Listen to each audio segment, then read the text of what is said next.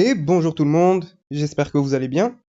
Dans cette vidéo, on va reprendre ensemble le devoir du professeur Belkhater pour les deuxièmes années bac sciences mathématiques et on va enchaîner avec l'exercice 2. Alors, il y a de l'exercice fait deux parties, donc c'est sur des suites numériques toujours. Alors, pour l'exercice 2, qu'est-ce qu'on nous donne? On nous donne d'abord dans la première partie, on considère les suites AN, n supérieur ou égal à 2 et BN, n supérieur ou égal à 2 définies par AN, donc c'est cosinus de pi sur 2 au carré, fois cosinus de pi sur 2 à la puissance 3, fois on continue, jusqu'à arriver à cosinus de pi sur 2 à la puissance n.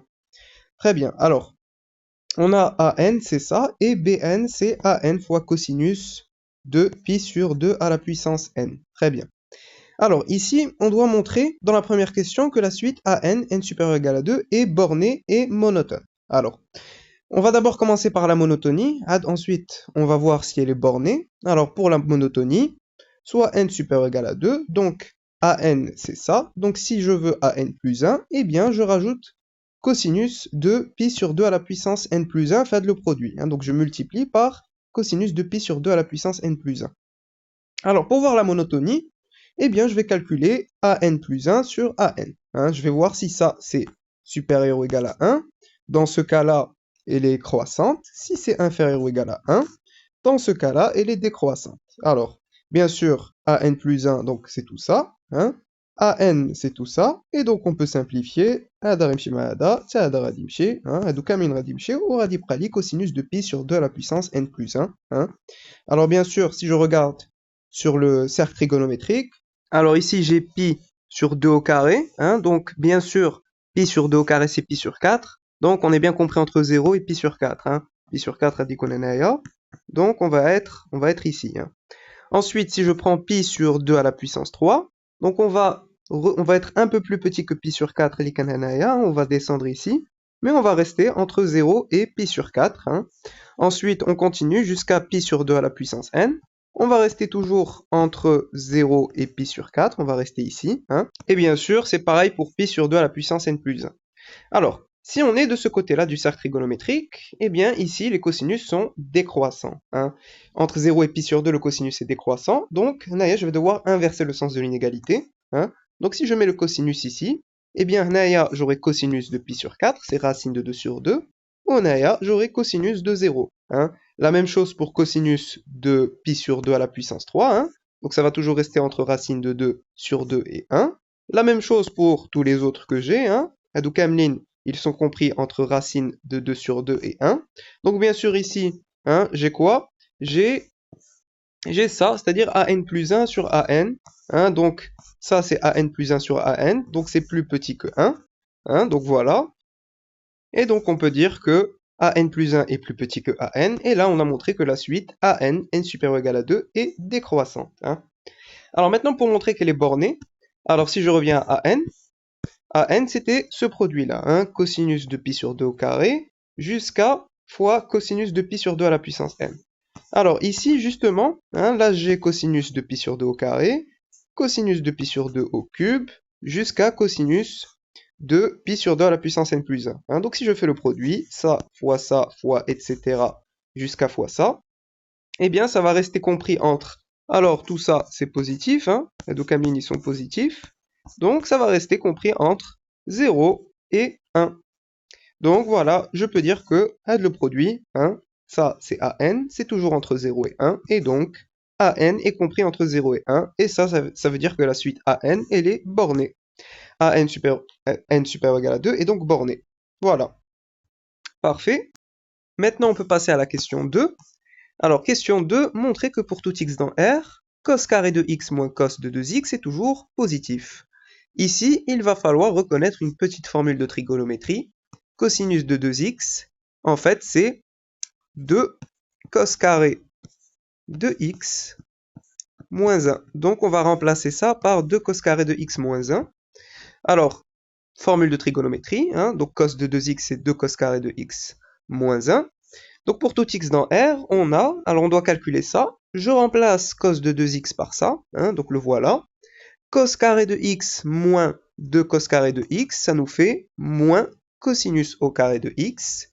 Et ici, j'ai moins 1, ça devient plus 1. Et là, bien sûr, on reconnaît une formule très connue en trigonométrie, hein, donc 1 moins cosinus au carré de x, eh bien, ça va nous donner sinus au carré de x, hein. Je fais juste passer ça de l'autre côté pour changer le signe. Donc ça, en fait, c'est sinus au carré de x, et bien sûr, c'est toujours positif. Donc, cos carré de x moins cos de 2x est toujours positif, et voilà. Très bien. Question 3, montrer que la suite Bn, n supérieur ou égal à 2, est croissante. Alors, pour montrer que cette suite-là, elle est croissante, eh bien, on va essayer d'utiliser la question précédente. Alors, comment est-ce qu'on va faire? Question 3, soit n supérieur ou égal à 2, donc la suite Bn hier a dit, d'où je calcule Bn plus 1 moins Bn. Alors, Bn plus 1, ça va donc être An plus 1, hein, fois cosinus de pi sur 2 à la puissance, la puissance va dire n plus 1, moins Bn, donc c'est ça. C'est-à-dire, alors, justement, je peux écrire que Bn plus 1, en fait, c'est An fois cosinus de pi sur 2 à la puissance n plus 1 fois cosinus de pi sur 2 à la puissance n plus 1. Hein, je reconnais bien que An fois cosinus de pi sur 2 à la puissance n plus 1, ça justement, c'est An plus 1. Maintenant, je peux mettre cos carré, et là maintenant, je vais factoriser par An. Donc, je factorise par An, et je trouve cos carré de pi sur 2 à la puissance n plus 1, moins cosinus de pi sur 2 à la puissance n. Alors, ici justement, je vais réutiliser la même formule qu'avant, hein, pour réécrire ça sous cette forme-là. Alors ici, j'ai 2 sur 2 à la puissance n plus 1. Justement, je vais faire apparaître la même chose ici et ici, pour justement faire intervenir la question précédente, hein, où on avait montré que cos carré de x moins cos de 2x est toujours positif pour tout x dans R. Donc bien sûr ici, qu'est-ce que j'ai? J'ai pi sur 2 à la puissance n plus 1 ou à mon x. Hein. Donc je sais que en fait, ce que j'ai ici, c'est toujours positif. Hein. Donc soit je peux le dire directement, ou bien on peut réutiliser la même formule qu'on a utilisée pour la question précédente. Hein. Donc je réécris ça sous cette forme-là. Cosinus de 2 fois pi sur 2 à la puissance n plus 1. D'après cette formule, c'est 2 cos carré de pi sur 2 puissance n plus 1 moins 1. C'est-à-dire, donc là j'ai cos carré moins 2 cos carré, ça nous fait moins cos carré. Et moins 1, ça va nous faire plus 1 ici. Donc là, bien sûr, formule de trigonométrie, c'est sinus au carré. Hein, sinus au carré de pi sur 2 à la puissance n plus 1. Ça, c'est positif. On avait montré que An, elle était bornée, elle était comprise entre 0 et 1. Ça aussi, c'est toujours positif. J'ai du au carré. Hein. Donc, bien sûr, ce produit-là va nous donner quelque chose de positif. Bon, bien sûr, on aurait pu reprendre directement la question précédente et juste d'ici, dire que ça, c'est positif. Ça aussi, c'est positif. Donc, le produit va nous donner quelque chose de positif. Mais bon, ici, j'ai mis les détails. Donc, on trouve que ça, c'est positif. Et ça, justement, ça nous dit que Bn plus 1 moins Bn est positif. Hein. Donc, voilà. Alors, Bn plus 1 moins Bn est positif. Donc, la suite Bn, n supérieur ou égal à 2 est croissante. Parfait. Alors maintenant, question suivante. Donc, c'est la question 4. Montrer que les suites An, n supérieur ou égal à 2 et Bn, n supérieur ou égal à 2 sont adjacentes. Et que peut-on en déduire? Alors, deux suites sont adjacentes lorsque l'une est croissante, l'autre décroissante, et la limite, lorsque n tend vers plus l'infini de, on va dire, An moins Bn, va nous donner 0. Hein. Donc ici, j'ai An qui est décroissante, Bn elle est croissante, la limite de la différence doit nous donner 0. Alors, donc, petit rappel sur les suites adjacentes, hein, donc, deux suites un et Vn sont adjacentes, si l'une est croissante, l'autre décroissante, et la limite de la différence nous donne 0. Hein, donc c'est ce que je viens de dire. Alors nous, on sait que pour tout n supérieur ou égal à 2, An elle est décroissante, on sait que Bn elle est croissante, donc je calcule la limite de la différence, donc An moins Bn, la limite en plus l'infini, Bn donc c'est ça, je vais factoriser par An, hein, donc j'ai An facteur de 1 moins cosinus de pi sur 2 à la puissance n, donc la suite An, plutôt or, la suite An, n supérieur ou égal à 2, elle est décroissante et minorée, elle est donc convergente et converge vers un réel qu'on va appeler L. Hein. Donc ça va tendre vers L. Hein. Alors quand n tend vers plus l'infini, là j'aurai pi sur plus l'infini, c'est 0. Cosinus est continu en 0. Donc j'aurai cosinus de 0, c'est 1. Là j'aurai 1. 1 moins 1, ça nous donne 0. Donc ici j'ai L fois 0, c'est-à-dire 0. Hein. Donc, la limite quand n tend vers plus l'infini de an moins bn, donc on a dit que c'était de la limite, c'est-à-dire L fois 1 moins cos de 0, car cosinus est continu en 0. Donc ça nous donne L fois 0, c'est-à-dire 0. Les deux suites an et bn, n supérieur ou égal à 2, sont donc adjacentes. Et dans la question, on nous dit qu'est-ce qu'on peut en déduire. Hein. Que peut-on en déduire? Donc deux suites adjacentes, ça veut dire qu'elles sont toutes les deux convergentes et qu'elles convergent vers la même limite. Donc si an tend vers L, comme an et bn sont adjacentes, alors bn aussi va tendre vers L. Hein. Donc, on peut dire que, tac, donc elles sont convergentes et convergent vers la même limite L, c'est-à-dire que la limite, quand n tend vers plus l'infini de an, c'est la limite de bn, c'est-à-dire L. Voilà. Donc, la première partie, c'est bon. On passe maintenant à la partie 2. Pour tout n dans n, tel que n supérieur ou égal à 2, on pose Cn est égal à an fois sinus de pi sur 2 à la puissance n. Donc ici, on a du sinus. Première question, on doit montrer que Cn, n supérieur ou égal à 2, est une suite géométrique dont on déterminera la raison et le premier terme. Alors, ici, on nous parle de suite géométrique et on doit montrer que Cn, c'est une suite géométrique. Alors, soit n supérieur ou égal à 2, donc Cn c'est ça. Donc pour montrer que c'est une suite géométrique, elle s'exprime sous cette forme. Vn plus 1 est égal à la raison Q fois Vn, hein, le terme précédent. Donc ici, je vais exprimer Cn plus 1 et je vais voir si je pourrais avoir du Cn, donc Cn plus 1 doit être égal à Cn fois une raison, donc la raison ici, on va l'appeler Q ici, et on va essayer de trouver c'est quoi had le Q. Alors, c'est n plus 1, donc j'aurai an plus 1 fois sinus de pi sur 2 à la puissance n plus 1. An plus 1, on le connaît déjà, hein, donc an plus 1, ça va être ça. An fois cosinus de pi sur 2 à la puissance n plus 1. Alors ici, il faut reconnaître une formule de trigonométrie. Sinus de 2x, c'est 2 fois sinus de x fois cosinus de x. Alors ici, qu'est-ce que j'ai? J'ai cosinus de quelque chose fois sinus de quelque chose, il me manque had le 2. Donc, je vais multiplier par 2 et je vais multiplier par 1 demi ici. Hein. Comme ça, j'aurais fait apparaître cette formule-là. Et je pourrais écrire sinus de 2 pi sur 2 à la puissance n plus 1. Et ensuite, je pourrais simplifier. Alors, j'écris 1 demi fois 2 néa. Donc, je remplace ça en utilisant cette formule. Ça va nous donner sinus de 2 fois pi sur 2 à la puissance n plus 1. Je vais simplifier. Had le 2 redim shima, had le plus 1 lif la puissance. Donc j'aurai du pi sur 2 à la puissance n, ce qui va nous donner Cn. Hein, donc ça, justement, c'est bien Cn. Donc 1 demi fois Cn, et là, on a bien montré que Cn plus 1 est égal à la raison Q ici, fois Cn, donc notre raison, ça va être 1 demi. Hein. Donc Cn, n supérieur ou égal à 2, est une suite géométrique de raison Q est égal à 1 demi, et de premier terme. Alors si on veut calculer le premier terme, donc ça va être C2 est égal à A2 fois sinus de pi sur 2 au carré. Alors A2, ça va être du coup, A2, ça va être cosinus de pi sur 2 au carré. Hein. Donc, voilà, ça c'est C2, c'est-à-dire cosinus de pi sur 4 fois sinus de pi sur 4. Alors A2, c'est des valeurs connues. Bjushbihom, c'est racine de 2 sur 2. Hein. Donc j'aurai racine de 2 sur 2 fois racine de 2 sur 2, c'est-à-dire 2 sur 4, donc 1 demi. Voilà, donc le premier terme ici, c'est 1 demi. Parfait. Ensuite, la question 2. La question 2 de la partie 2, en déduire la limite commune L des suites an n supérieur ou égal à 2 et bn n supérieur ou égal à 2.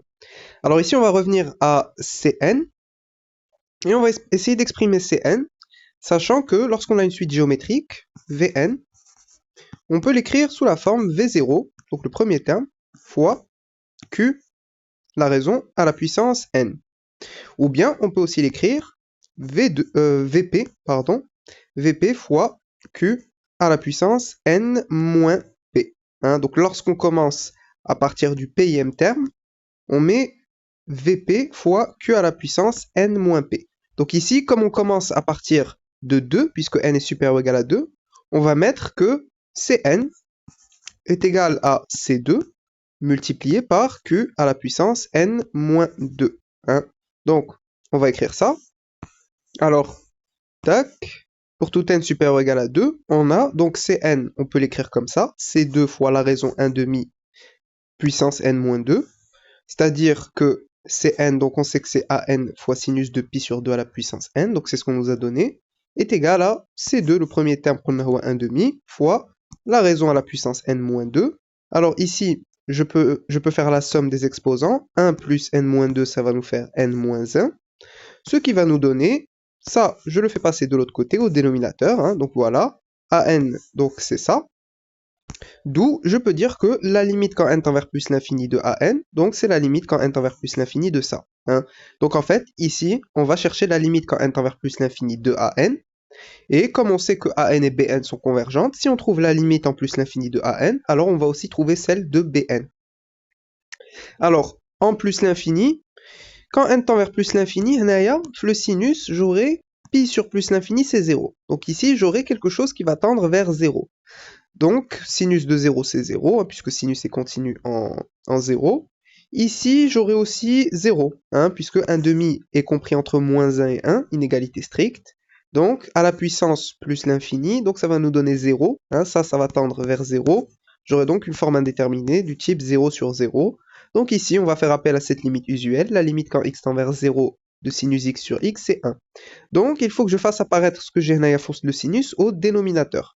Donc, c'est-à-dire que je vais diviser par pi sur 2 à la puissance n, et à côté, je remultiplie par pi sur 2 à la puissance n. Hein. Alors ça, du coup, c'est une limite usuelle, ça va tendre vers 1. Et ici, alors je vais pouvoir simplifier, hein, donc je vais multiplier par l'inverse. Hein, donc, le 2 puissance n, je le fais monter en haut. Donc j'ai 2 puissance n sur 2 à la puissance n moins 1, je peux simplifier.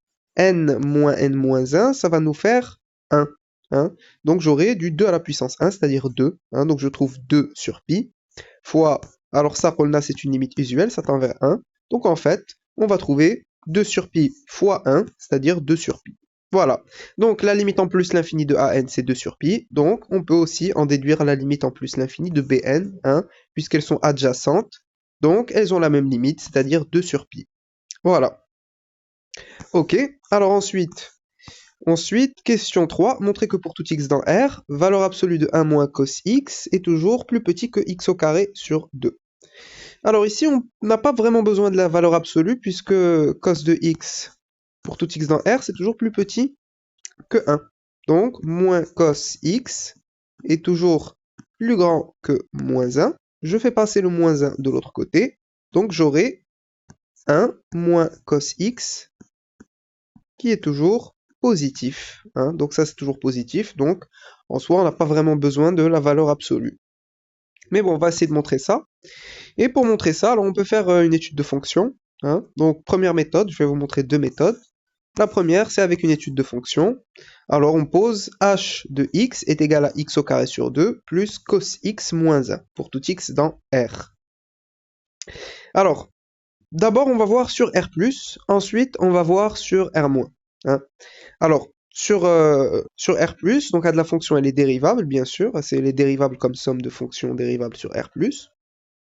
Et pour tout x dans R+, je calcule la dérivée. Alors, le 2, je vais le faire descendre à côté. J'aurai donc 2 sur 2, donc ça part, qui est près de x. La dérivée de cos x, c'est moins sinus x. La dérivée de moins 1, c'est 0. Donc, la dérivée, c'est x moins sinus x. Alors, pour voir quand est-ce que ça, c'est positif ou bien négatif, je peux encore dériver. Je peux faire la dérivée seconde. Hein. Donc, bien sûr, cette fonction-là, elle est dérivable sur R+. Hein, donc, la fonction h est 2 fois dérivable sur R+, comme somme de fonctions dérivables sur R+. Hein. Donc, je calcule la dérivée de ça. Alors, la dérivée de x, c'est 1. La dérivée de moins sinus x, ça va être moins cosinus x. Hein. Donc, je trouve 1 moins cos x. Donc, h seconde, c'est 1 moins cos x. Donc, pour tout x dans R+, on sait que cos x est toujours plus petit que 1. C'est-à-dire, moins cos x toujours plus grand que moins 1. Le moins 1 de l'autre côté, ça nous fait plus 1. Donc, ça, c'est toujours positif. C'est-à-dire que la dérivée seconde, elle est toujours positive. Hein. Donc, c'était ce que je vous avais expliqué tout à l'heure. Ça, c'est toujours positif. Hein. Alors, on trouve la dérivée seconde qui est positive. Donc, moi, j'aimerais savoir si h', est-ce que h', donc c'est ça, est-ce que c'est strictement croissant ou bien strictement décroissant? J'aimerais connaître la stricte monotonie. Donc, je vais voir quand est-ce que la dérivée seconde s'annule. Hein. En fait, si elle s'annule dans un nombre de points discret, alors je peux dire que ma fonction h', elle est strictement croissante, hein, puisque la dérivée seconde est positive. Si j'arrive à montrer qu'elle s'annule dans des points, ça veut dire que j'ai bien la stricte croissance. Il ne faut pas qu'elle s'annule sur un intervalle, hein. Donc, je vais voir quand est-ce que ma dérivée seconde s'annule. Alors, h seconde de x s'annule lorsque donc 1 moins cos x est nul, c'est-à-dire que moins cos x est égal à moins 1, donc si et seulement si cos x est égal à 1. Alors, quand est-ce que le cosinus est égal à 1? Lorsque x est égal à 2kπ avec k dans z, hein, donc sur le cercle trigonométrique, cos x, donc ça s'annule, plutôt c'est égal à 1, pardon, ici, hein, donc à chaque fois que je fais tout un tour, donc c'est-à-dire à chaque fois que je rajoute 2kπ avec k un entier relatif, hein. Donc je fais un tour, je fais 2 tours, je fais 3 tours, à chaque fois je retombe ici, donc à chaque fois que x est égal à 2kπ avec k un entier relatif. Donc ici justement je trouve que ma dérivée seconde s'annule dans des points discrets, mes chiffres un intervalle. Donc je peux dire que effectivement h', ma fonction h', elle est strictement croissante, hein. Donc, comme h seconde ne s'annule pas sur un intervalle, mais seulement des points, alors h' est strictement croissante sur R+, ici. Sur R+, hein. Là, on travaille sur R+, c'est un bas ou un chauffe-eau R-. Donc, si je fais un tableau de variation, hein, ma fonction h', elle est toujours strictement croissante. H' de 0, c'est 0, hein, donc si je reviens à h', ici, j'aurai 0 moins sinus de 0, c'est 0, hein, donc h' de 0. Donc, je trouve que h' est toujours plus grand que 0, hein, donc c'est-à-dire que le signe de h' va être positif, au Naya, ça va être 0. Hein. Donc, ici, on est toujours au-dessus de 0, on est plus grand que 0, donc ma dérivée elle est positive, c'est-à-dire que ma fonction h, elle est bien croissante, et même strictement croissante, hein, et elle va s'annuler ici, hein, en 0, puisque si je reviens à ma fonction h de 0, ça va être 0 sur 2 au carré, sur 2, c'est-à-dire 0, plus cos 0, c'est 1, moins 1, ça va nous donner 0. Hein. Donc, ma fonction h, elle est bien strictement croissante, donc c'est bon. Hein. Et la fonction h, elle est strictement croissante, d'après le tableau de variation, pour tout x dans R+, on peut dire que h de x est toujours positif, hein, donc on est toujours au-dessus de 0, hein, comme elle est strictement croissante, elle est toujours positive, donc on a montré que x au carré sur 2 plus cos x moins 1 est toujours positif, donc x au carré sur 2 est toujours plus grand que 1 moins cos x.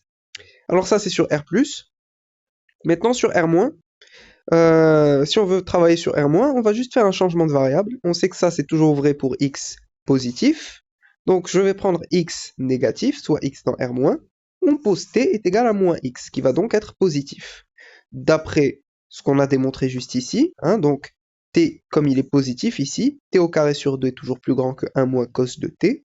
C'est-à-dire, donc je remplace t par moins x, hein, au Tsernaya. Alors, moins x au carré, c'est la même chose que x au carré. Hein, donc moins x au carré, c'est x au carré. Cos de moins x, c'est la même chose que cos x, puisque la fonction cos, c'est une fonction qui est paire. Hein, donc ici, j'aurai cos x. X au carré sur 2 est toujours plus grand que 1 moins cos x. Donc voilà, on l'a montré pour tout x dans R-. Donc là, on a montré cette inégalité, hein, pour x dans R+, et dans R-. Donc on peut généraliser à pour tout x dans R. Hein, donc conclusion, pour tout x dans R, on a bien x au carré sur 2 qui est plus grand que, je peux mettre la valeur absolue puisque c'est toujours positif, c'est toujours plus grand que 1 moins cos x. Alors ça c'est une première méthode. Une deuxième méthode, en utilisant les formules de trigonométrie. Donc ici, deuxième méthode, on va utiliser cette formule-là qui nous dit que sinus au carré de x, c'est égal à 1 moins cos de 2x sur 2. Donc moi ici j'ai 1 moins cos x et la formule fait à 1 moins cos de 2x. Alors c'est pas grave, hein, on peut faire un changement de variable. On peut poser que θ ou 2x. Donc ça veut dire que x radicune θ sur 2. Donc à la place de le x, radindir θ sur 2. Et donc, le 2, je vais le faire passer de l'autre côté. Et la formule va devenir 2 sinus au carré de θ sur 2 est égal à 1 moins cos de θ. Et là, j'ai bien fait apparaître 1 moins cosinus de quelque chose. Hein. Donc, d'après cette formule, je peux dire que pour tout x dans R, on a donc 2 sinus au carré de x sur 2 est égal à 1 moins cos x. Et donc là, notre objectif, ça va être de montrer que ça, hein, c'est plus petit que x au carré sur 2. Hein.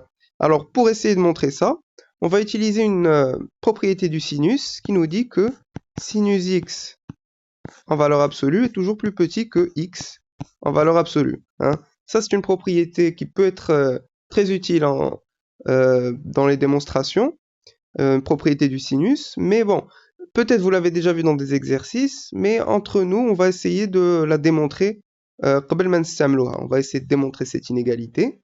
Alors, pour la démontrer, hein, on va essayer de montrer que, donc c'est ça ce qu'on cherche à montrer, et on va utiliser le fait que sinus x en valeur absolue est plus petit que x en valeur absolue. Donc on va d'abord essayer de montrer ça, et on va l'utiliser. Alors, c'est facile à voir sur le cercle trigonométrique, hein. Ici j'ai des valeurs absolues, donc on peut raisonner en termes de distance. Hein. Donc ici je prends maintenant mon x ici, hein. Alors ça va être ma distance, x, donc je peux la prendre en valeur absolue. Et le sinus ديالو غادي يكون هنايا, donc c'est ça, hein. Et bien sûr, la distance هنايا, elle est plus petite que la distance هنايا, puisque ici j'ai une ligne courbée, hein. Donc هنايا, lorsque je me déplace ici, j'avance plus vite de ce point-là à ce point-là que هنايا. Et la même chose de l'autre côté, si je prends un sinus négatif, هنايا, la distance que je parcours ici, pardon, tac, la distance que je parcours ici, eh bien, elle est plus longue que la distance que je parcours le sinus. Hein. Donc, valeur absolue de sinus x est bien sûr plus petit que valeur absolue de x. Mais pour le démontrer, on peut faire une étude de fonction. Alors, je vais d'abord commencer sur r+, soit x dans r+, puisque j'ai des valeurs absolues ici. Donc, si je prends x positif, je pose une fonction g de x qui est égale à sinus x moins x. Je vais calculer sa dérivée. Alors, g est dérivable sur r+, et pour tout x dans r+, sa dérivée, alors la dérivée de sinus x c'est cos x, la dérivée de moins x c'est moins 1, et ça c'est toujours négatif. Hein. Cos x est toujours plus petit que 1, donc ça nous donne quelque chose de négatif. Alors, si je veux voir quand est-ce que la dérivée s'annule, alors si et seulement si cos x moins 1 est égal à 0, donc si et seulement si cos x est égal à 1, et ça on l'avait déjà vu, hein, donc si et seulement si x est égal à, alors normalement c'est 2 capi, pardon, 2 capi, hein, donc si et seulement si x, x est égal à 0, 2pi, 4pi, etc. Donc à chaque fois des multiples de 2pi. Donc si et seulement si x est égal à 2kpi avec k dans z. Alors là, comme tout à l'heure, je trouve que ma dérivée s'annule dans des points isolés, mes chiffres à un intervalle. Donc ici, comme j'avais une inégalité large, donc ma fonction g', elle est négative, elle est inférieure ou égale à 0, donc ma fonction g, elle est décroissante. Mais comme j'ai montré que la dérivée ne s'annule pas à un intervalle, mais seulement des points isolés, alors je peux en déduire que ma fonction g, elle est strictement décroissante. J'ai bien la stricte monotonie, hein. Donc g est strictement décroissante sur R+. Et si je fais un tableau de variations, alors les variations de g, Naya, je suis sur 0 plus l'infini, je suis sur R+. G de 0, c'est 0, hein, donc G de 0, sinus de 0 moins 0, c'est 0. Donc G de 0, c'est 0, et elle est strictement décroissante, hein, donc je peux en déduire que G est toujours plus petit que 0. Hein. Donc d'après le tableau de variation de G, pour tout x dans R+, G de x est toujours plus petit que 0. Donc sinus x moins x est toujours plus petit que 0. Ça, de l'autre côté, ça devient plus x, et donc sur R+, j'ai bien trouvé cette inégalité. Sur R-, maintenant, on peut faire un changement de variable. Hein. Pour x dans R-, on pose t est égal à moins x. Donc t ici est positif. Il est positif, donc je peux utiliser cette inégalité avec mon t. Hein. Donc on a sinus de t qui est plus petit que t, c'est-à-dire sinus de moins x plus petit que moins x. Sinus, c'est une fonction impaire, donc le moins, je peux le faire sortir. Moins sinus x est donc plus petit que moins x. Et je multiplie partout par moins 1 en changeant le sens de l'inégalité. Donc sinus x est plus grand que x. Alors, quand x est négatif, sinus x est plus grand que x. Mais pour garder l'inégalité qu'on cherchait, hein, sinus x en valeur absolue plus petit que x, eh bien je peux mettre des valeurs absolues ici. Hein, et donc avec la valeur absolue, le moins va partir. Hein. Donc pour tout x dans R, on peut dire que sinus x en valeur absolue est plus petit que valeur absolue de x. Hein. Donc ici je mets juste des valeurs absolues et les moins vont partir. Voilà. Alors parfait. Là, on a montré que sinus x en valeur absolue est plus petit que x, et on va utiliser ça pour démontrer que 1 moins cos x est plus petit que x au carré sur 2. Alors, on peut garder les valeurs absolues. Et on avait dit que 1 moins cos x, c'était 2 sinus au carré de x sur 2, d'après les formules de trigonométrie. Hein. Voilà. Alors, on a, d'après ça, sinus de x sur 2 qui est plus petit que x sur 2 en valeur absolue. Hein, là, j'ai fait apparaître sinus de x sur 2. Je vais mettre à la puissance 2. Hein, donc, tout ça au carré est plus petit que x sur 2 en valeur absolue au carré. C'est-à-dire, je multiplie par 2. Alors, en ayant le 2, je peux le faire rentrer hein, dans la valeur absolue puisqu'il est positif. Ou bien je peux le laisser dehors. Hein.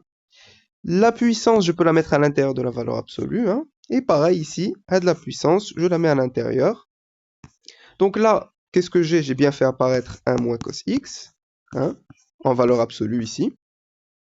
Ici, j'ai 2 sur 2 au carré. Hein. Alors, bien sûr, j'aurais pu faire entrer le 2, hein, comme ça, on peut simplifier. Donc, 2 avec de la puissance de Ratimchi, radib qali x au carré sur 2. Hein. Donc, voilà, je peux enlever la valeur absolue ici, puisque x au carré sur 2 au carré, c'est toujours positif. Je vais simplifier, ou radib qali x au carré sur 2. Et là, c'est bon. Hein, j'ai bien montré que 1 moins cos x en valeur absolue est plus petit que x au carré sur 2. Donc, c'est bon. Voilà, donc on a vu ça avec deux méthodes. Donc voilà, une question plutôt de réflexion. Il faut bien connaître ces formules, les propriétés, etc. Et dernière question, on déduire que pour tout n supérieur ou égal à 2, an moins l est compris entre 0 et pi au carré sur 2 à la puissance de n plus 1. Alors ici, on va essayer de reprendre ce qu'on sait sur an et sur bn aussi. On sait que an, elle est décroissante et elle est toujours comprise entre 0 et 1. Hein, donc an est toujours compris entre 0 et 1. Comme elle est décroissante, alors par passage à la limite, je peux dire que an est plus grand que L, qui va être lui-même plus grand que 0. Hein. an, elle est décroissante, et on sait qu'elle converge vers L. Donc, mon L, radicun anaya, plus grand que 0, est toujours plus petit que an. Et de l'autre côté, je peux garder mon 1. Hein. Et maintenant, pour Bn, on sait que Bn, elle aussi, elle converge vers L. Hein. an et Bn ont la même limite. Et Bn est croissante cette fois. Donc, j'aurai an qui reste toujours plus grand que L, et j'aurai Bn qui reste toujours plus petit que L. Hein. Donc on va essayer d'utiliser ces informations. Alors, donc c'est la dernière question de l'exercice. Donc soit n supérieur ou égal à 2. Donc on a, comme je vous l'ai dit, an qui est toujours compris entre 0 et 1. Et comme an est décroissante, alors je peux dire que an est toujours plus grand que L. Hein. Et comme an est plus grand que L, alors le L de l'autre côté, ça nous fait an moins L est positif. Alors là, pour l'instant, on a ce côté-là de la double inégalité. Maintenant, il nous faut ce côté-là. Alors, pour l'autre côté, on va s'aider de la suite Bn. Donc Bn, on a dit qu'il est plus petit que L, puisque Bn est croissante et elle converge vers L. Donc Bn est toujours plus petit que L. An est toujours plus grand que L. Donc je peux en déduire que Bn est plus petit que L, qui lui-même est plus petit que An. Donc L est compris entre Bn et An, car Bn est croissant. Hein. Alors maintenant, je peux mettre moins An partout. Bn moins An va être plus petit que L moins An, qui va être plus petit que 0. Et maintenant, je multiplie partout par moins 1 pour faire apparaître, d'ailleurs, je veux An moins L. Hein. Donc, je multiplie par moins 1, je change le sens de l'inégalité. An moins L devient plus grand que 0 et plus petit que An moins Bn. Hein. Ici, je change les signes. Alors, An moins Bn, donc c'est An moins tout ça, ça c'est Bn. Je factorise par An. Hein. An facteur de 1 moins cosinus de pi sur 2 à la puissance n. Alors nous, on sait que valeur absolue de 1 moins cos x est toujours plus petit que x au carré sur 2, c'est ce qu'on avait montré. Donc ici, comme j'ai 1 moins cos de pi sur 2 à la puissance n, je peux dire que c'est plus petit que pi sur 2 à la puissance n au carré sur 2. Hein. Donc là, en fait, il ne nous reste plus qu'à majorer ça par... Nous, on veut... Qu'est-ce qu'on voulait? On voulait pi au carré sur 2 à la puissance de n plus 1. Donc bien sûr, on peut revenir à cette question-là pour essayer de majorer an moins bn. Hein. Donc puisqu'on a trouvé que an moins bn, c'est ça, Donc si on veut majorer ça, hein, on va reprendre cette inégalité qu'on avait dans la question d'avant. Alors je peux enlever les valeurs absolues, hein. Donc maintenant, j'ai pi au carré sur 2 à la puissance n à la puissance 2. Ça va nous faire 2 à la puissance de n, et je peux le mettre ici au dénominateur, hein, c'est-à-dire 2 à la puissance de n plus 1. Alors on sait que an est toujours compris entre 0 et 1, donc ici je peux multiplier par an, et ici je peux multiplier par 1, car an est toujours compris entre 0 et 1, donc ça marche, hein. J'ai ça qui est plus petit que ça, et j'ai an qui est plus petit que 1. Donc je peux dire que ça fois an est toujours plus petit que ça fois 1, hein. Et donc là, qu'est-ce que j'ai fait apparaître? Là, j'ai ça qui est justement ici. Et là, j'ai réussi à majorer ça par pi au carré sur 2 à la puissance de n plus 1. Et c'est ce qu'on cherchait, hein. On cherchait justement, dans notre double inégalité, on cherchait an moins l plus petit que pi au carré sur 2 à la puissance de n plus 1. Donc là, c'est bon, hein. J'ai bien montré que ça, hein, c'est plus petit que pi au carré sur 2 à la puissance de n plus 1. Donc je peux en déduire que, comme ça c'est plus petit que ça, alors ça aussi c'est plus petit que pi au carré sur 2 à la puissance de n plus 1.